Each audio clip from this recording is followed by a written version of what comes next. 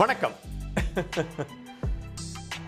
வாழ்க்கையில வரக்கூடிய கஷ்டமான சூழல் நம்ம வீழ்த்துறதுக்கா இல்ல வீறு நட போட வைக்கிறதுக்கா? இதற்கான பதில சொல்றதுக்கு முன்னாடி கஷ்டமான சூழல் அப்படின்னு எதையெல்லாம் வருஷப்படுத்துறீங்க?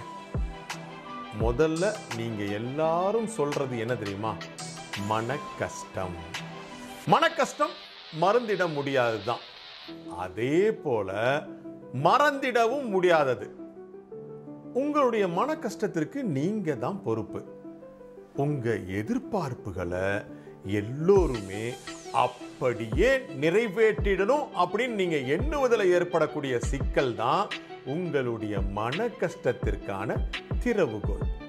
அளவுக்கு அதிகமான நம்பிக்கைகள் பொய்த்து போகக்கூடிய சமயத்துல மன கஷ்டங்கள் இறுகி போய் மனக்காயங்கள் ஏற்படுது.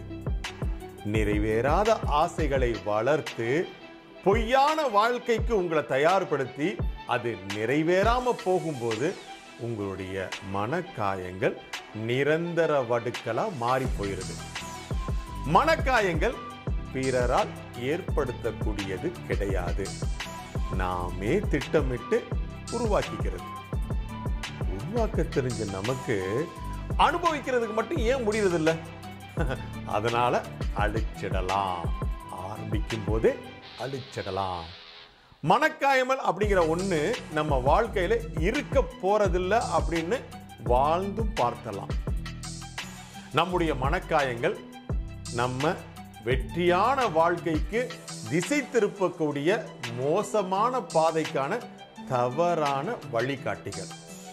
வாழ்க்கையில மட்டுமல்ல, நம்முடைய எண்ணங்களிலும் எதிர்பார்ப்புகளை கட்டாயப்படுத்தாமல் வாழத் தொடங்கினாவே போதும். கஷ்டமான வாழ்க்கை தொலைஞ்சு போய் இஷ்டமான வாழ்க்கை வெற்றியா வந்து சேர்ந்துகிட்டே இருக்கும். மீண்டும் சந்திப்போமா?